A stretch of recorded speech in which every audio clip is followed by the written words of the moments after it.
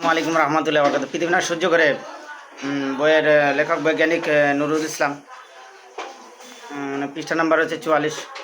পবিত্র ঋগ্বেদ থেকে প্রমাণ এসেছে, এখানে আমি পড়ে শোনাই আপনাদের।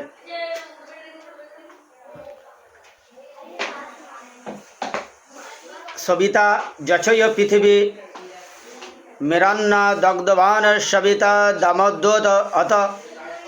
অর্থ সবিতা নানান যন্ত্রের দ্বারা পর্বতমালার দ্বার পৃথিবী সুস্থির রেখেছেন, বিনা খুঁটিতে আকাশকে দৃঢ়রূপে ধারণ করেছেন। যো অক্ষে নেবে চক্রিয়া সচিভি বিবক স্তম্ভ পৃথিবী মৌতদামা। অর্থাৎ সে ইন্দ্র নিজ শক্তি দ্বারা আকাশ ও পৃথিবীকে ধরে রেখেছেন, যেন না অর্থাৎ নড়াচড় না করে। প্রথম বাণীতে বলা হয়েছে ধ্রুবা দৌবা পৃথিবী ধ্রুবাস পার্বতী হিমা। অর্থাৎ আকাশ নিশ্চল, পৃথিবী নিশ্চল, এ সমস্ত পর্বত নিশ্চল। উপরে বর্ণিত বাণীসমূহে কোরআনের বাণীসমূহের সঙ্গে সম্পূর্ণ মিল রয়েছে।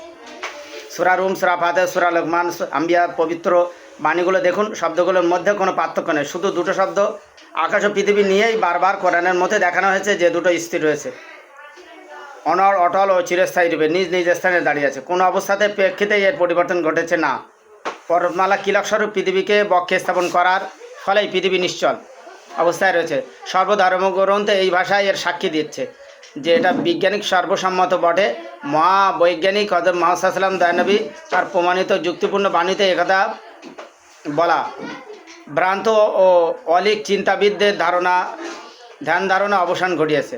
দেখুন বেদ থেকে কি সুন্দর উপমা দিয়ে পর্বতমালা নিশ্চলতা প্রমাণ করেছে এবং এর স্বরূপ বর্ণনা করেছে। দেখুন, ধ্রুবা এব বম পিতর যুগে যুগে ক্ষম কামাস সদস্য না ঝুঞ্জুত।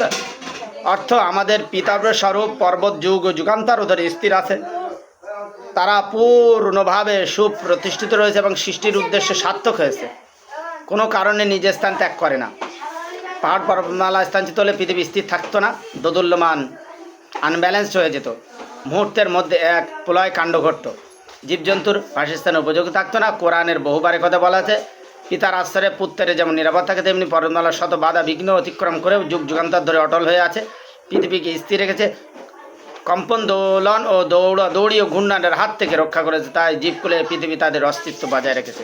পবিত্র বেদ থেকে এখানে প্রমাণ এসেছে সৃষ্টিকর্তা কীভাবে পৃথিবী স্থির রেখেছেন, আকাশকে স্থির রেখেছেন, বিনা খুঁটিতে আকাশকে তৈরি করে রেখেছেন।